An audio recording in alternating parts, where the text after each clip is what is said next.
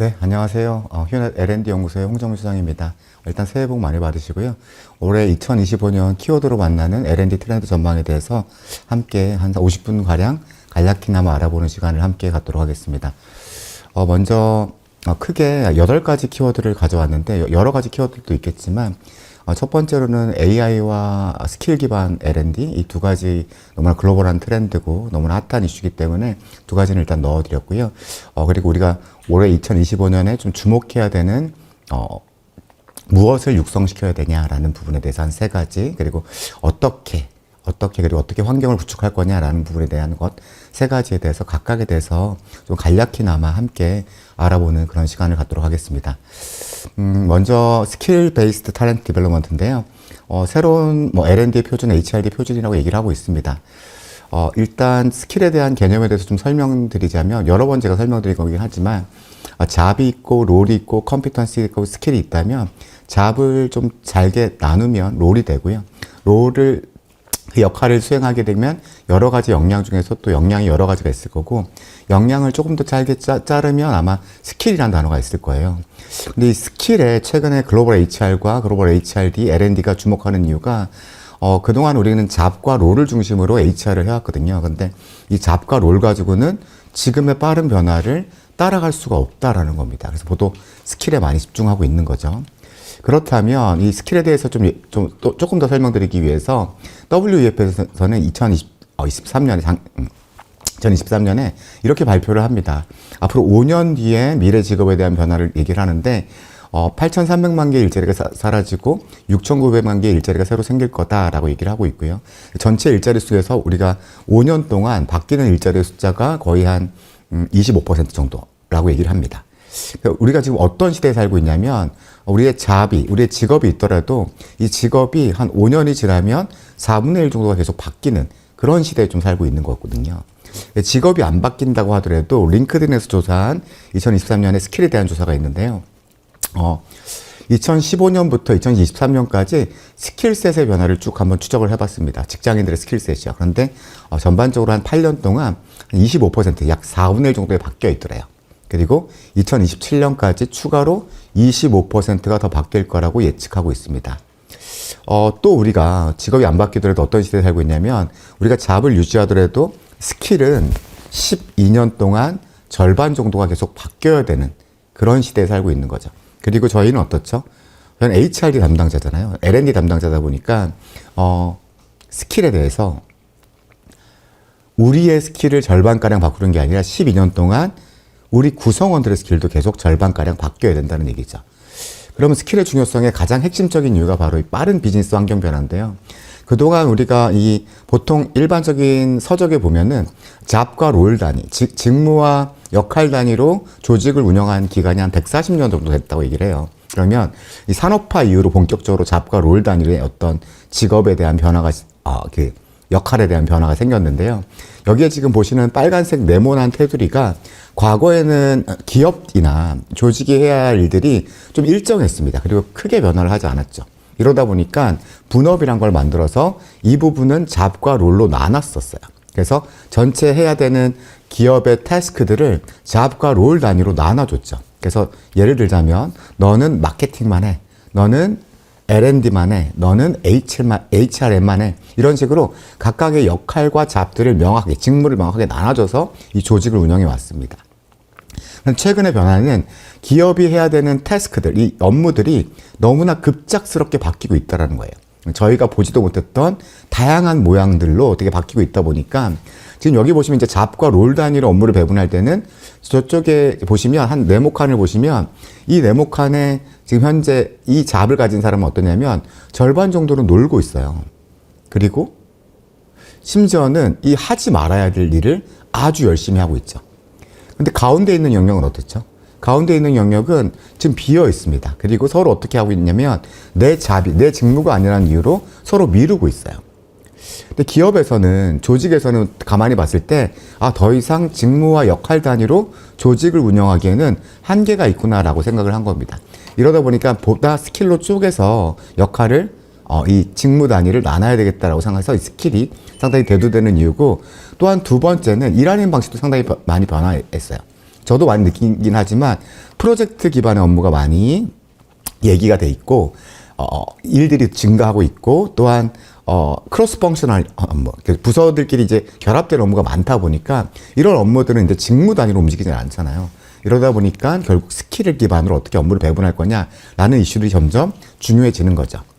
그럼 스킬과 역량의 차이에 대해서 많이 물어보는데 역량은 1970년대에 나왔고 맥클랜드 박사가 만든 부분이고 일단 역량의 출발점은 잡과 롤 중심으로 이루어져 있습니다. 잡과 이 직무와 이 역할을 하기 위해서 어떤 지식과 태도와 스킬이 있는가 뽑아내는 거잖아요. 이러면서 잡과 롤을 중심으로 하고 있어요.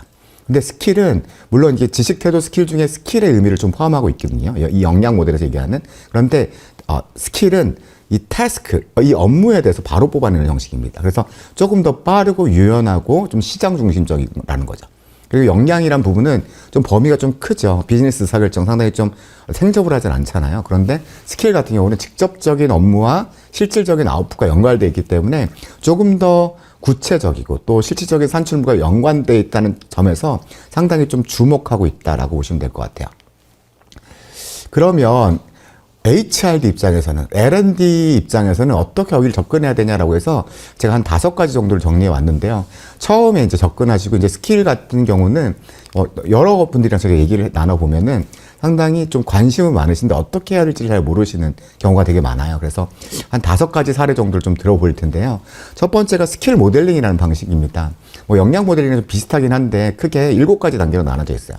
스킬 모델링의 어떤 목표를 설정하고 스킬 데이터베이스나 스킬 텍소노미를 구축한 다음에 이 스킬마다의 스킬 수준을 정의하고 평가 전략을 조출한 다음에 스킬 갭을 분석하고 그 다음에 여기에 따라 인터벤션 방안을 실행하고 지속적인 데이터를 모니터링하고 평가하는 이런 방법들을 이 7가지 단계를 일반적으로 거치거든요. 중간에 또 다른 단계가 걸칠 수가 있지만. 근데 7가지 단계 중에서 스킬 모델링 할 때 제가 좀 약간 당부드리고 싶은 말은 이 목표가 되게 명확해야 돼요. 스킬 모델링이 무엇을 위해서 스킬 모델링을 하는지, 예를 들어서 신입사원 온보딩을 위한 스킬 모델링, HR 담당자의 디지털 스킬 향상을 위한 스킬 모델링, 수석 간호사의 업무제 배치를 위한 스킬 모델링, 이런 식으로 되게 목표가 명확해야 결과가 되게 잘 나오더라고요. 그래서 목표를 명확하게 하는데 대신 한 가지 또 당부를 좀 드리자면 너무 크게 처음에 시작하실 필요는 없을 것 같아요. 그래서 좀 작게 시작하면서 익숙해지면서 확대해 나가는 방식인데요.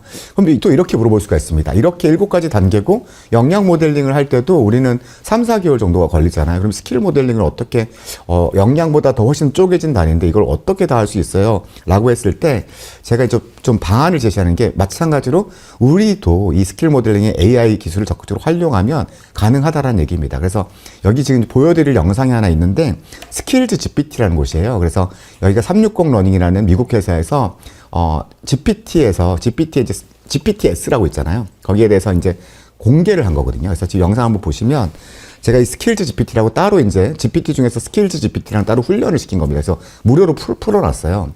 그래서 제가 이제 스킬즈 GPT를 먼저 대화를 할 건데 HR 담당자의 역량 모델링을 한번 해보는 과정을 영상으로 한번 보여드릴게요. 제가 먼저 이 스킬즈 GPT를 띄워놓은 다음에 HR 담당자의 역량을 7가지로 나눠서 이렇게 한번 해봅니다. 이 친구가 되게 잘합니다. 이 스킬 모델링이나 역량 모델링 되게 잘하거든요. 그래서 지금 쭉 나오죠. 지금 현재 한 7가지 정도를 쭉 이제 나눠줄 거예요. 그래서 여기다가 이제 여기를 역량을 더 쪼갠 단위로 스킬로 한번 나눠줘 했더니 지금 각각의 역량마다 4가지씩 쭉 나눠주는 경우예요.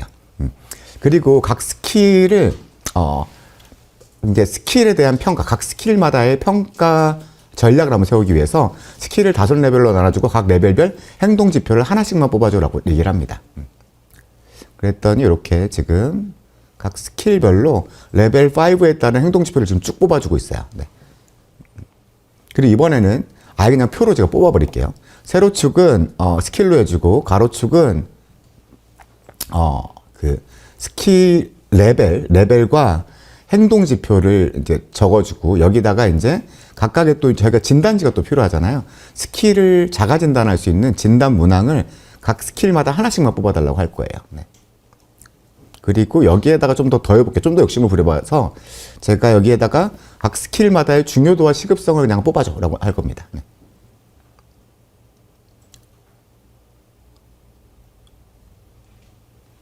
네, 지금 쭉 뽑아주죠. 표로 이제 만들어줍니다. 네. 이렇게 지금 전반적인 스킬 플러스 중요도 시급성까지 이제 표시를 해주고요. 여기에 이제 저희가 이걸 그대로 엑셀로 긁어가지고 엑셀을 붙이면 자유롭게 스킬 모델링을 활용하실 수 있어요. 네. 그리고 이번에는 이제 로커스 포 포커스라는 방식 아시죠? 그러니까 가로축은 중요도로, 세로축은 시급성으로 해서 각각의 어떤 중요도와 시급성이 높은 스킬들만 좀 뽑아내 볼게요. 네.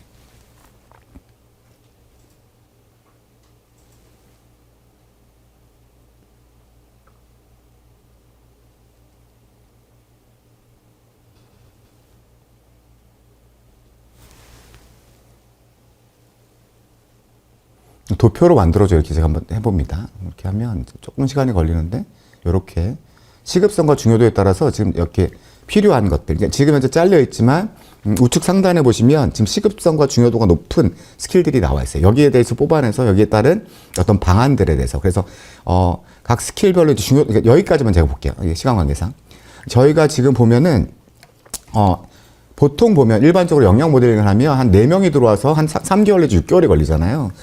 제가 지금 한 이 영상 몇 분짜리일까요? 한 3분 50초 됩니다. 제가 그냥 한 거거든요.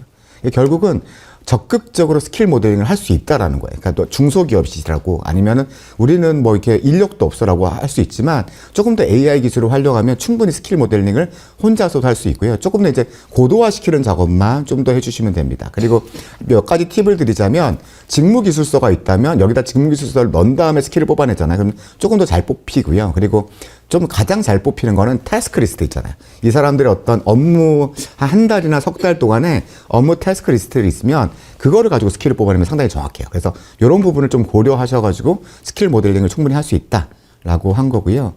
네. 지금 황 장군님이 주셨는데 네.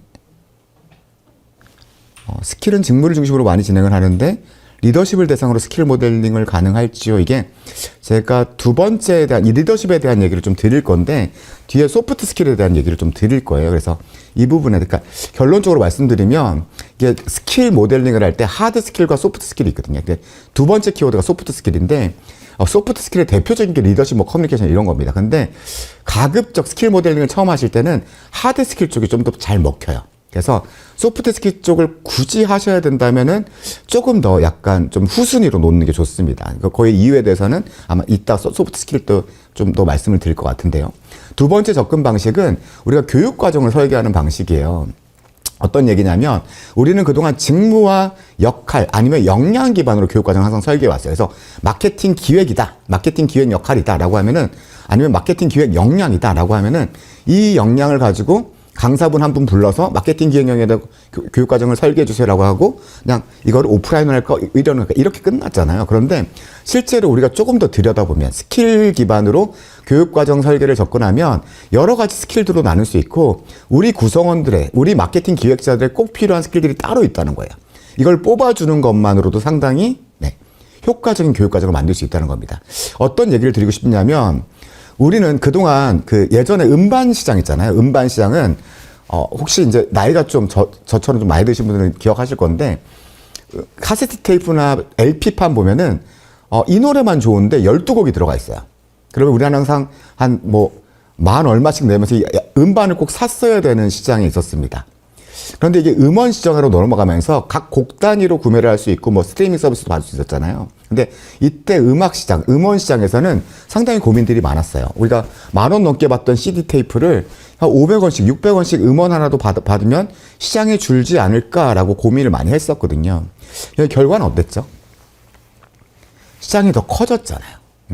어떤 얘기냐면 우리가 지금 이 사람들한테 꼭 필요한 스킬들만을 제공할 수 있음에도 불구하고 스킬의 묶음인 역량이나 직무 중심으로 2박 3일짜리, 4박 5일짜리 교육을 제공하고 있지 않은가라고 반성할 필요가 있다는 거죠. 그래서 스킬 단위로 접근해서 조금 더 맞춤형으로 그리고 조금 더 학습자에게 유연하게 교육 과정을 설계할 수 있다라고 보시면 될 것 같고요. 여기는 이제 스킬 기반으로 러닝 저니를 만드는 방식에 대해서 제가 보여드린 건데 필요 스킬을 먼저 스킬즈 GPT의 링크를 지금 GPT 사이트에 들어가서 GPT 탐색이라는 곳에 들어가서 스킬즈 GPT를 치면 나옵니다. 나오고요. 그 다음에 이제 필요 스킬을 도출한 다음에 그 다음에 적합한 방식을 매치를 하는데 아시겠지만 각 스킬별로 적합한 교육 방식이 좀 달라요. 그러니까 예를 들어서 내부 보고 스킬은 이러닝으로도 충분하고 회의 운영은 책으로 읽는 거, 그러니까 북러닝으로도 충분하고요. 그리고 유튜브 채널 관리 같은 경우는 좀 약간 실습이 필요하죠. 벌추얼 러닝으로 가능하고 GA 관리 같은 경우는 오프라인 실습이 꼭 필요한 거겠죠. 키워드 최적화는 현장 실습 이런 식으로 각각의 적절한 방식을 매치하면서 교육 과정을 모두 효율화시키고 효과적으로 만들 수 있다는 겁니다. 그래서 이렇게 교육 과정을 각 스킬별로 매칭을 한 다음에 로드맵을 구성하면 한 달 동안의 4위크짜리의 어떤 전반적인 러닝 저니 프로그램을 간단하게만 설계할 수 있다는 거죠. 그래서 조금 더 교육 과정을 설계할 때 스킬별로 쪼개서 접근하면 조금 더 효과적이고 효율적인 교육 과정을 접근할 수 있다는 게 두 번째 방식이고요. 세 번째는 결국은 저희가 맞춤형으로 가고 있잖아요. AI 시대에서. 그러면 직무 역할 기반에서는 영업사원 기본 역량 향상 과정 한 다음에 직무 필수 과정으로 넣은 다음에 이걸 이러닝으로 한 달 동안 돌려버립니다. 그런데 이걸 조금 더 스킬 기반으로 접근하면 물론 여기에 이제 많은 어떤 시스템적인 도움이 필요하겠죠. 스킬 기반으로는 이 영업사원 기본 역량이 여러 가지 있겠지만 각 개인마다 다 필요로 하는 과정이 다르거든요. 이런 것들을 스킬 프로파일링화해서 퍼스널라이즈 러닝할 수 있다는 게 또 스킬 베이스 접근 방식의 강점이라는 거죠. 그래서 개인별 맞춤형 컨텐츠를 추천하는 방식, 그리고 개인별 맞춤형 컨텐츠 학습에 대한 로드맵을 설계해주는 방식으로 접근할 수도 있다라는 부분도 고려해 보시면 좋습니다. 세 번째는 경력인데요. 스킬은 학습을 경력과 강력하게 연결해 시킵니다. 우리는 그동안 학습을 할 때 그냥 nice to know, 이걸 들으면 좋아요 라는 정도였는데 want to know로 바꿔줘야 된다는 거죠. 우리가 정말 학습하고 싶어요 바꿔주기 위해서는 여기가 이제 작년도에 초반에 나왔던 유튜브에서 제가 캡처해 온 건데요. 학습자들이 성장을 위해서 가장 중요한 것은 뭐냐라고 했더니 10가지 요소 중에서 4가지가 경력이에요. 학습자들이 학습하는 이유는 학습이 좋아서 하는 사람도 있겠지만 전부 다 내 경력을 발전하기 위해서, 나의 성장을 위해서 한다는 겁니다. 그러면 그동안 우리는 학습과 경력을 많이 연결시키지 못했어요. 근데 이걸 연결시키는 방법이 가장 좋은 방법이 뭐다? 바로 스킬이라는 거죠. 그래서 결국은 이런 식으로 접근할 수 있습니다. 우리가 보유하고 있는 스킬, 관심 있는 스킬을 낳을 수 있고 커리어 목표를 사람들한테 설정을 한 다음에 결국 학습자 스킬의 프로파일링이랑 경력 목표를 설정하게 만들고 여기에 따라서 커리어 목표와 본인과의 스킬 갭을 분석한 다음에 여기에 맞는 학습들을 추천하는 방식, 학습 경로를 추천하는 방식으로도 스킬과 경력을 학습과 경력을 강력하게 연결시킬 수가 있다라는 거죠. 그리고 이제 또 좀 더 크게 접근하면 스킬 기반 직무별 역량별 교육 체계를 접근할 수 있다는 건데요. 여기는 스킬 모델링 기반으로 해서 그 데이터 분석 전문가 과정을 이제 만드는 거예요. 이제 교육 체계 형태로 좀 만드는 거였죠. 그러니까 디지털 역량을 향상하는 거였는데요. 그래서 2B 스킬을 뽑아내고, 아까 GPT를 활용해서 좋습니다.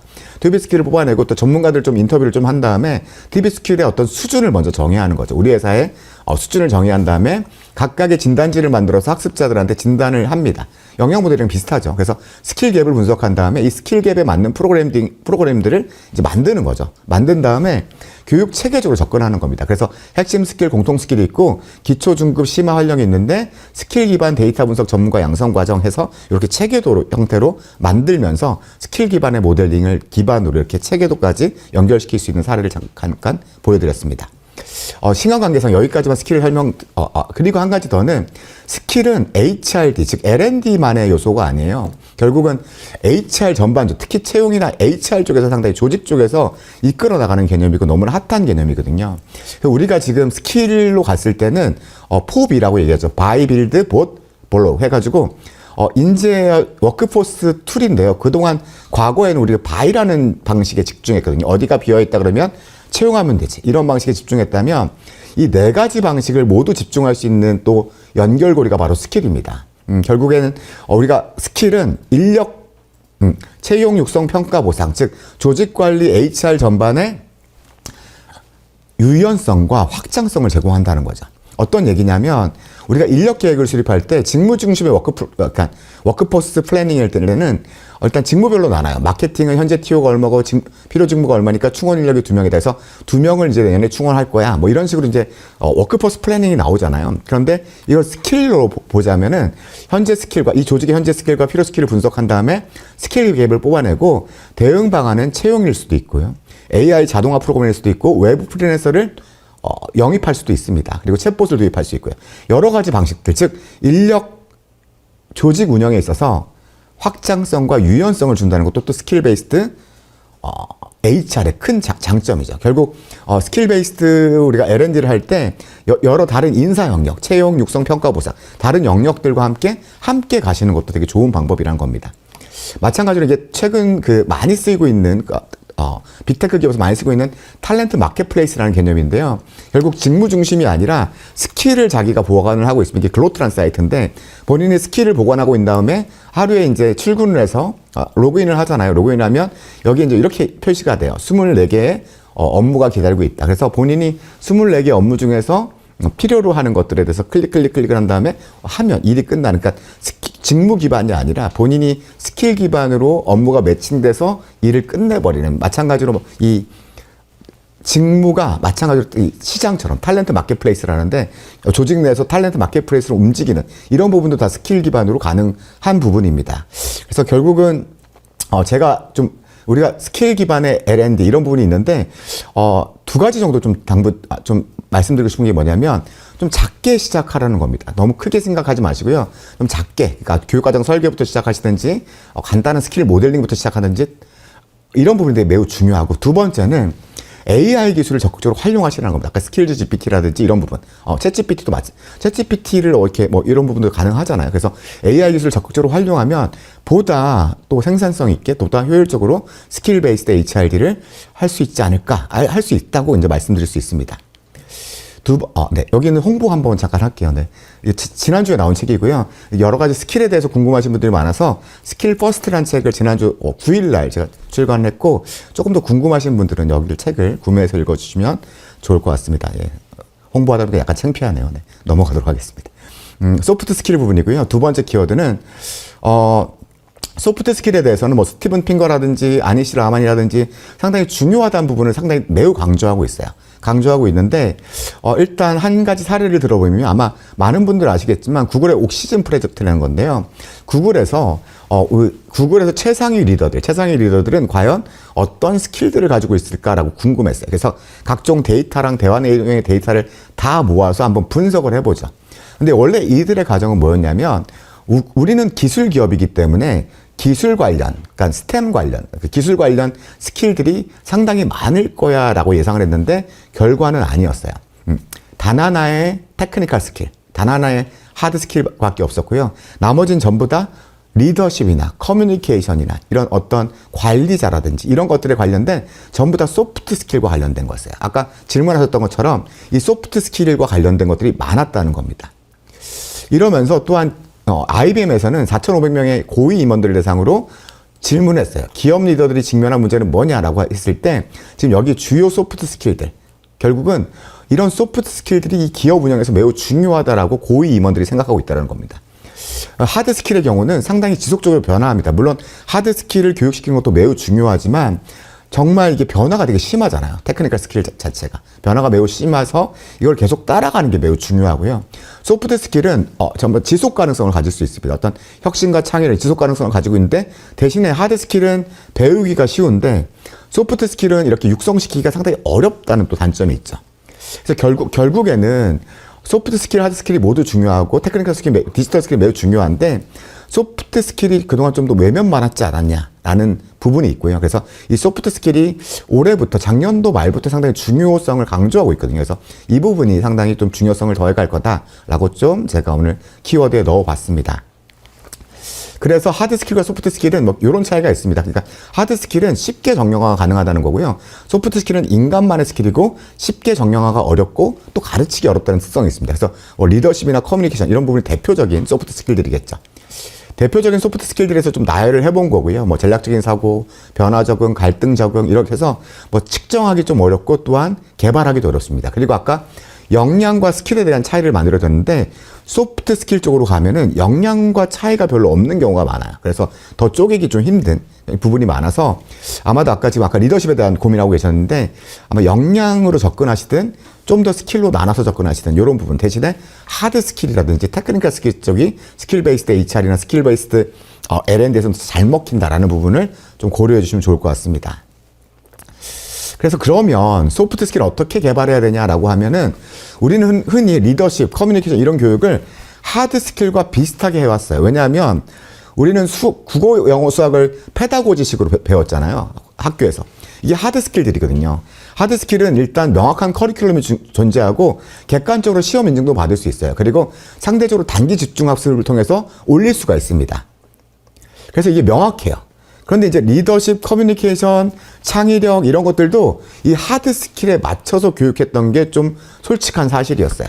그냥 강사가 리더십 교육을 하고 끝.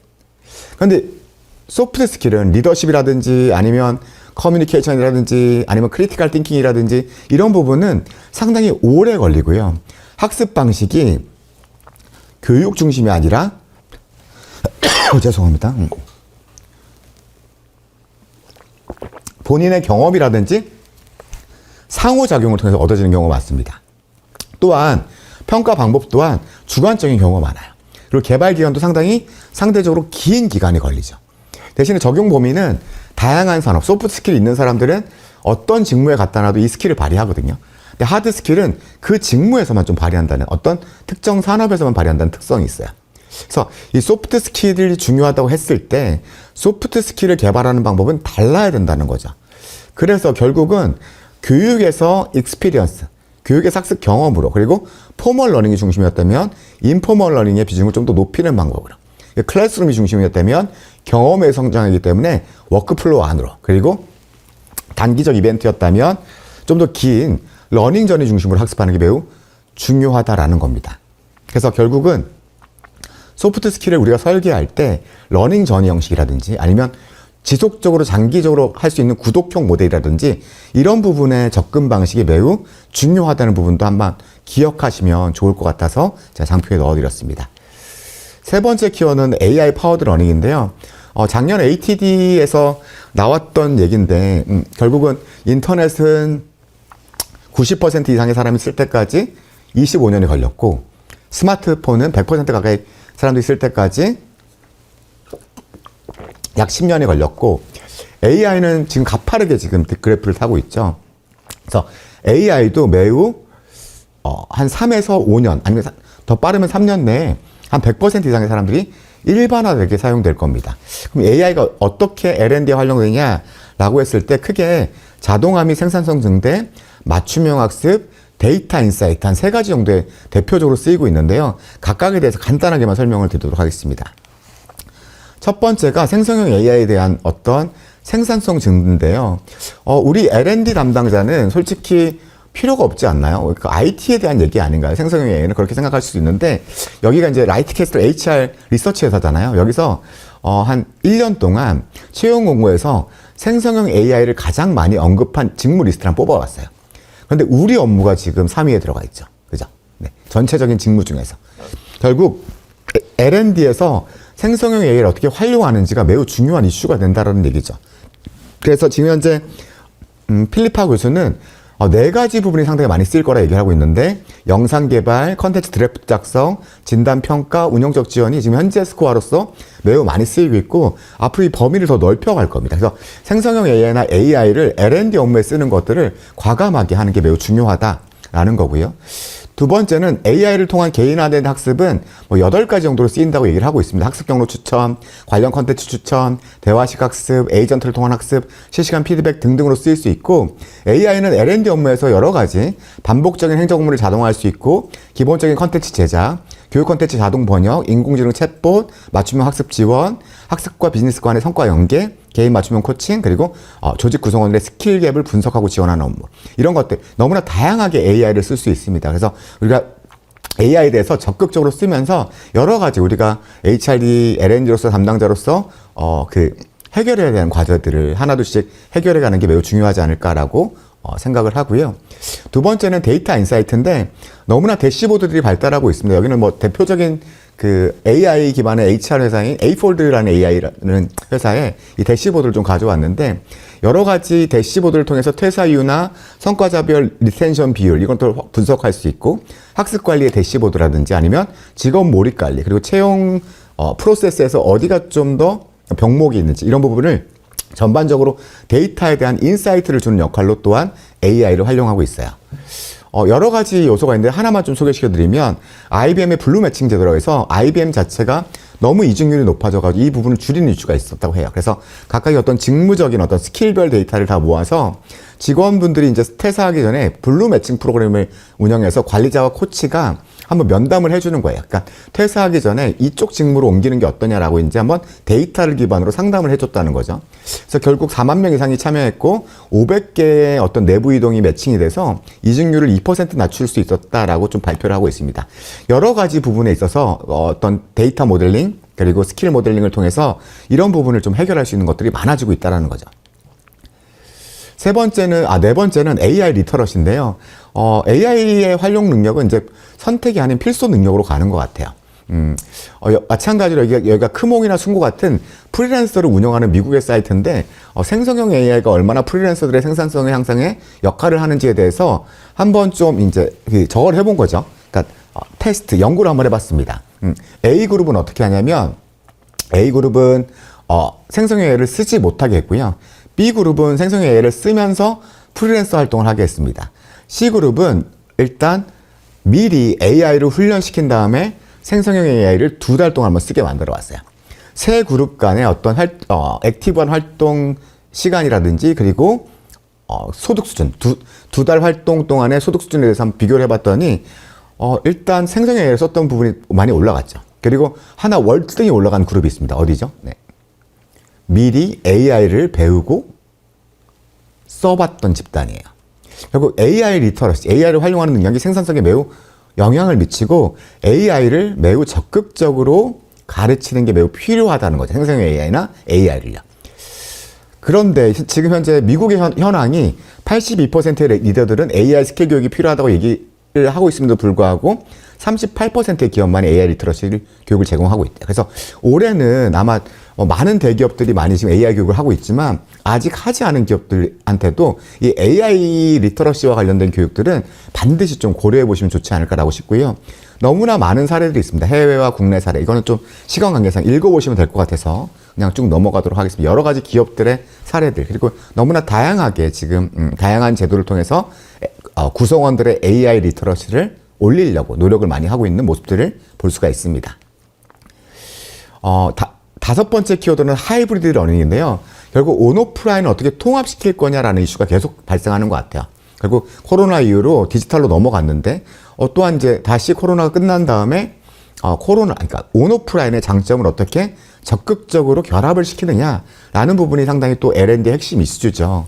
그래서 하이브리드 러닝은 어떤 협의의 거는 실시간으로 온오프라인을 함께 그러니까 오프라인 학습과 벌추얼 러닝이 동시에 이루어지는 걸 또 하이브리드 러닝이라고 부르거든요. 그런데 광의의 의미에서는 오프라인 학습 경험이 온라인 학습 경험과 결합되거나 아니면 온라인 학습 경험으로 대체되는 거를 하이브리드 러닝이라 얘기를 합니다. 크게 하이브리드 러닝은 세 가지 방식이 있는데요. 일단 클래스룸 중심의 수업을 디지털 툴과 플랫폼들을 통해서 보다 효과적이고 효율적으로 만들 수 있다는 거죠. 첫 번째 방식이고요. 그리고 클래스룸 교육과 그리고 이러닝, 벌추얼 러닝, 마이크로 러닝 등과 결합해서 이걸 유기적인 결합을 통해서 교육 효과와 효율을 더 높일 수 있는 부분이고요. 마지막으로 결국 성과를 지향하는 게 우리 L&D의 궁극적인 목적이잖아요. 학습을 어떻게 비즈니스 성과와 실시간으로 연결시키느냐, 즉 EPSS라고 부르는데 일렉트로닉 퍼포먼스 서포트 시스템에서 디지털로 결합해서 학습한 내용이거나 아니면 학습하지 않은 내용이라도 실시간 내가 업무를 하면서 어떻게 성과 지원을 받느냐, 교육 자료라든지 아티클이라든지 아니면 소셜한 지원들을 어떻게 받느냐라는 시스템들을 이제 EPSS라고 부르는데 이런 것들을 통해서 L&D를 보다 학습 몰입과 효과를 넘어서 비즈니스 성과 극대화로 나아갈 수 있다는 거죠. 그래서 클래스룸 자체에서 디지털 툴과 플랫폼이 결합해서 보다 오프라인 교육을 좀 더 참여 있고 몰입 있고 또한 재미있고 그리고 효과적으로 만들 수 있는데요. 여기는 제가 퀴즈앤을 활용했던 사례들, 뭐 퀴즈를, 오프라인 수업 중에 퀴즈를 낸다던가 아니면 벌추얼 러닝 중에도 낼 수 있죠. 그리고 보드를 활용한다든지 아니면 설문을 해서 다양한 의견을 들어본다든지 아니면 워드 클라우드를 통해서 사람들의 의견을 함께 모아본다든지 여러 가지 방법으로 조금 더 과거에 했던 뭐 포스트잇 방식, 오프라인의 정통적인 방식보다 보다 효과적이고 효율적으로 그리고 좀 더 참여를 높일 수 있도록 우리가 오프라인 교육을 더 효과적으로 수할 수 있는 게 디지털 툴의 활용이고 또한 이 외에도 LMS라든지 플랫폼들을 활용해서 오프라인 교육 온리의 교육을 보다 온오프라인을 결합해서 보다 효과적으로 만들 수 있다는 거죠. 두 번째는 온오프라인 학습을 유기적인 결합인데요. 오프라인 학습, 이러닝, 벌추얼 러닝이 있지만 오프라인 교육, 이러닝, 벌추얼 러닝이 각각 대표적인 정형학습 방식이잖아요. 세 가지 방식인데 이 방식들이 대표적으로 장단점이 명확합니다. 뭐 예를 들어서 오프라인 교육은 시공간적 제약이라는 단점이 있는가 반면에 이러닝은 학습 몰입이 좀 낮다라는 단점이 있고 벌추얼 러닝은 이 오프라인과 이러닝이 한 중간 정도 위치를 차지하고 있죠. 그러면 이런 부분을 어떻게 유기적으로 연동시키면서 효과적이고 효율적으로 교육을 만드느냐라는 부분이 또 하이브리드 러닝의 두 번째 방식이고요. 예시를 들어드리면 이렇게 지금 휴넷 과정 중에서 의견은 됐고 데이터로 말하는 과정은 온라인, 벌추얼 러닝, 오프라인의 장단점을 이용해서 각각의 유기적으로 연결시키는 과정을 설계한 사례입니다. 이런 부분을 좀 통해서 온라인, 벌추얼 러닝, 오프라인도 또 추가적으로 마이크로 러닝까지 활용하셔도 돼요. 그래서 이런 부분을 어떻게 유기적으로 결합을 시켜서 학습 효과를 높이느냐 이게 또 하이브리드 러닝의 두 번째 방식이겠죠. 세 번째는 EPSS라는 부분. 결국 우리는 그동안 클래스룸 기반의 어떤 교육은 연단위 교육 계획, 분기 단위 교육 계획, 월 단위 교육 계획이었어요. 그러니까 좀 기간이 길었죠. 그런데 사람들이 성과를 내는 현장은 어떻죠? 1단위, 주단위예요. 그러니까 이런 부분을 상당히 지원하지 못하고 있고 또한 교육을 받더라도 학습 워크프로 안까지 이어지지 못하게 했습니다. 그런데 이게 디지털 기술이란 EPSS라는 다양한 툴들을 통해서 이 학습자가 워크플로우 안에 있으면서 1단위, 주단위로 성과를 지원할 수 있는, 현장을 지원할 수 있는 것들이 많아질 수 있다는 거죠. 결국은 업무 현장에서 적절한 시기에 적절한 정보와 성과 지원을 디지털을 통해서 지원받는 게 바로 EPSS라 얘기하는데 이 부분도 대표적으로 하이브리드 러닝, 온오프라인을 결합해서 학습에만 그치지 않고 성과로 연동시킬 수 있는 대표적인 방법이라 할 수 있겠죠. 그래서 이런 부분을 많이 활용해서 하이브리드 러닝을 통해서 L&D를 보다 효과적이고 또 궁극적으로 효율적이고 궁극적으로는 성과까지 연결되는 그런 방안으로 나아갈 수 있다는 얘기입니다. 네, 시간이 그렇게 많지 않네요. 네. 소셜과 그러니까 소셜과 협력 학습인데요. 결국은 우리가 지금 버크민스터 플로우 곡선이라고 얘기하는데 지식의 양이 2배가 되는 시기가 1900년대 이전에는 약 100년이 걸렸대요. 그리고 1900년에는 한 25년이 걸렸고 2018년에는 13개월 정도 걸렸습니다. 그리고 2030년 지금 한 5년 뒤에는 3일마다 지식의 양이 2배가 된대요. 너무나 지식의 양과 속도가 빨라진 시대죠. 지식의 양이 그렇게 많지 않았을 때는 세이지 온 더 스테이지라고 얘기해서 강사나 아니면 교사, 아니면 교수가 전반적인 부분에 대해서 좀 컨트롤 했어요. 그러니까 뭐 강단위의 현자라고 해서 이 사람에 의해서 모든 수업이 이루어졌죠. 일방향식의 수업이 이루어졌다는 거죠.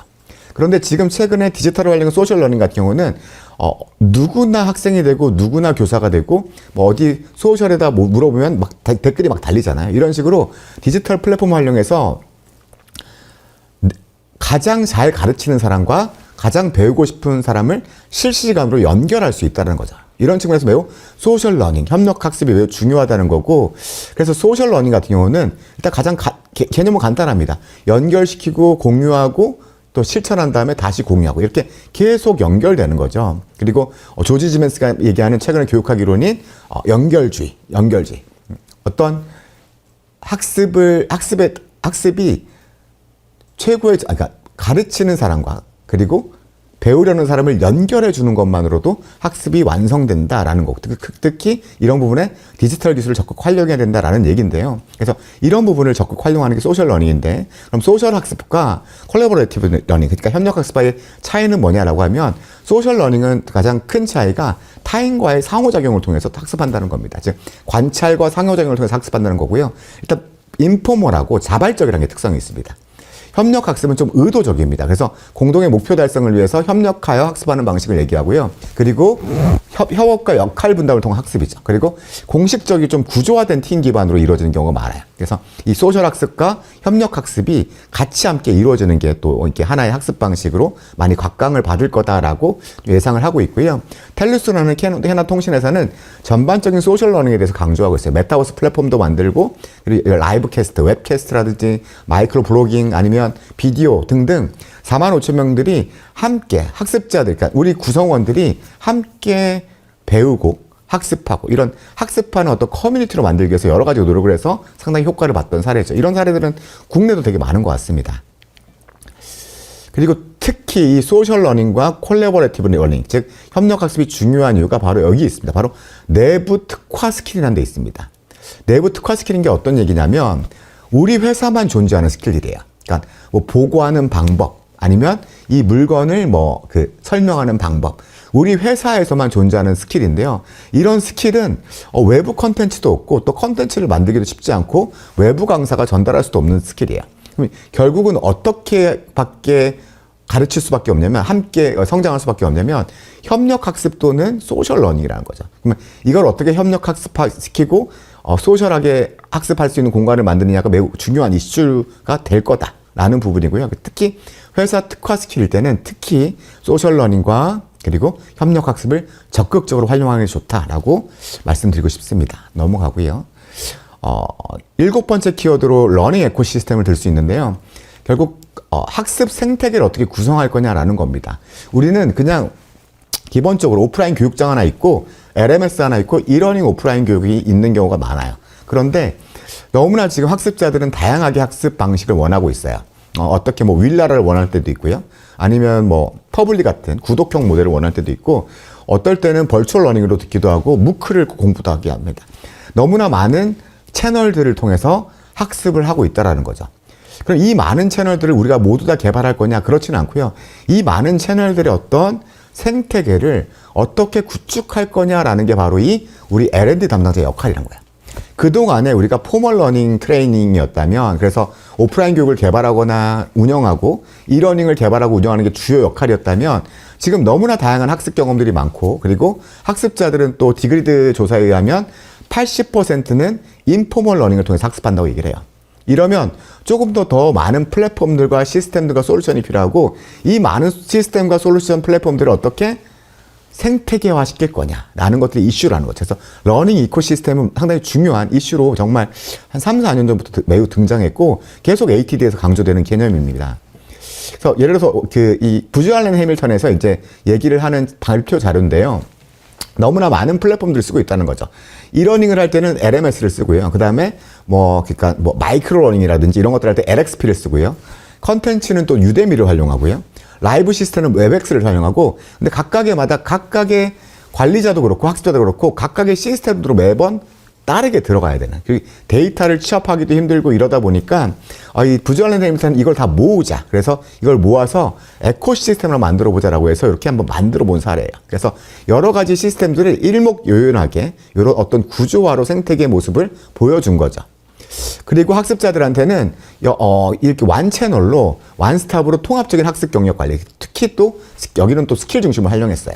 스킬 중심의 경영부까지 연결되도록 이렇게 활용했더니 상당히 좋았다라는 사례였거든요. 그래서 결국은 여기서 한 번 더 스킬이 나오는데요. 마찬가지로 러닝 이코시스템을 만들 때도 어떤 중심이 필요한데 여러 가지 데이터 기반도 좋습니다. 근데 스킬도 마찬가지로 좀 상당히 중요한 역할을 할 수 있다는 거죠. 스킬 기반으로 CRM이나 HRIS라든지 LRS, HCM 시스템을 통합시킨다든지 이런 부분을 통해서 여러 가지 것들을 그러니까 스킬은 모든 것들을 꿰는 실이다. 그러니까 결국 제가 구슬이 서말이어야 깨어야 보배다라는 말 있잖아요. 마찬가지로 이렇게 여러 가지 것들을 의미 있게 만드는 게 바로 스킬을 통한 어떤 통합 생태계를 만들 수 있다는 거고요. 마찬가지로 러닝 이코시스템의 대표적인 모습들이고, 대표적으로 들어가는 게 LMS, 저작 툴, 모바일 어플리케이션, LXP, 러닝 포탈, LRS, 러닝 레코드 스토어, 소셜 플랫폼, 버추얼 러닝 플랫폼, 사내 인터넷. 이게 대표적인 약간 기본적인 구성인 것 같아요. 이런 것들을 어떻게 구축을 해놓고 우리 직원들이 활용하게 또 손쉽게 활용할 수 있게 하느냐 이런 고민들에 대한 얘기에 대한 키워드를 좀 말씀드리고 이런 부분에 대한 고민들이 뭐 올해 상당히 또 많이 좀 더 발전하지 않을까라고 생각을 합니다. 마지막 키워드는 이모셔널 인텔리전스인데요. 결국 감성지능이 중요하다는 거예요. 그러니까 작년도 ATD 컨퍼런스에서 이 감성지능에 대한 얘기가 리더십 세션에서 가장 많이 등장했거든요. 그런데 감성지능에 주목하는 채용 과정에서 이 사람의 감성지능이 있는지 없는지 좀 확인하는 기업들은 30%밖에 없고요. 감성지능에 대한 이런 교육 과정을 제공하는 곳도 약 42%에 불과하다고 합니다. 대신에 사람들은 이렇게 36%만이 자신의 감정을 정확하게 식별할 수가 있대요. 그러니까 사람들은 어떤 감성지능에 대한 교육이 필요하지만 기업들은 제공하지 않고 있다는 거죠. 특히 이런 감성지능은 우리가 학습 몰입이라든지 아니면 업무 몰입, 인플로이 인게이지먼트 이런 부분이 매우 중요한 이슈, HR의 중요한 이슈인데 사람들은 몰입을 할 때 한 3가지 정도를 고려한대요. 그래서 물리적으로 충분히 내가 어떤 급여를 받고 있다 그러면 몰입을 하고요. 논리적으로 머리로 생각하는 거죠. 그래서 내게 미래 기회도 있고 비전도 있다라고 하면 조직에 몰입을 한다는 얘기를 합니다. 정서적으로도 되게 중요한데 조직의 팀의 일원으로서 의미 있는 일을 하고 있다고 생각하면 마찬가지로 몰입을 한대요. 근데 이 3가지 요소 중에서 가장 중요한 건 뭐냐면 일단 마음을 얻으면 구성원들의 마음을 얻으면 그들의 손과 머리는 기꺼이 내어준대요. 그만큼 이 마음을 얻는 게 매우 중요하고 특히 요즘에 정말 버닝아웃 비율도 높고 그 다음에 스트레스 지수도 역대급이잖아요. 이 디지털 혁신이나 이런 건 너무나 빨리 변화하기 때문에 이럴 때 어떻게 구성원들의 마음을 얻느냐라는 부분이 몰입이나 리텐션에 있어서 매우 중요하다는 거죠. 그래서 리더로서도 아니면 뭐 중간 리더로서도 아니면 구성원으로서도 이렇게 감성지능이 매우 중요하다라는 얘기고요. 그럼 감성지능은 어떤 것들을 해야 되냐? 감성지능의 구성 요소가 자기인식, 자기조절, 동기부여, 공감, 소셜 스킬 이런 것들을 주로 얘기하는데 우리는 흔히 어떤 소셜 스킬만 강조하는 것 같아요. 근데 결국에는 본인이 어떤 감정적인 걸 인식하고 조절이 가능해야 되고 동기부여해야 되고 공감을 해줘야 되는데 이런 부분에 5가지 요소가 매우 중요하고 리더십에 있어서 특히 감성지능이 매우 중요하다는 거죠. 팀의 동기부여를 강화하고 스트레스를 관리할 수 있고 소속감을 증대시키고 협업을 장려시키고 의사결정 능력을 증대하는 이런 강점들이 있습니다. 그럼 이런 감성지능의 구성 요소를 어떻게 개발할 수 있을까라는 것들을 좀 제가 좀 나열해 드렸습니다. 자기인식, 자기조절, 동기부여, 공감, 소셜스킬 향상 이런 것들에 대해서 어떻게 할 수 있을 건지에 대해서 좀 나열해 드렸고 이런 부분에 대해서 함께 좀 보시면서 좀 적용하면 어떨까라는 거고요. 결론적으로 말씀드리면 이런 겁니다. 제가 시간이 50분밖에 주어지지 않기 때문에 좀 짧게 말씀드렸고 지금부터 이제 질문을 좀 남겨주시면 제가 질문에 답변을 드릴 수 있도록 할게요.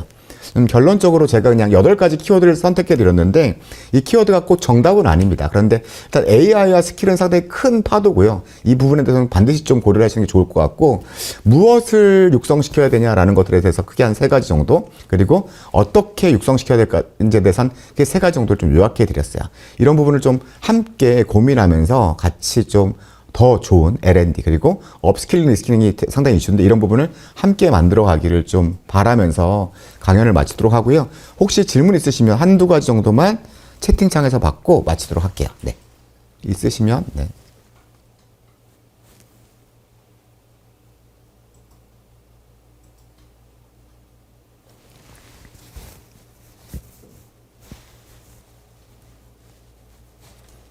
네, 질문이 없으신 것 같으니까 여기서 마치도록 하고 다음번 좋은 기회 때 또 인사드리도록 하겠습니다. 오늘 끝까지 경청해 주셔서 감사합니다. 감사합니다.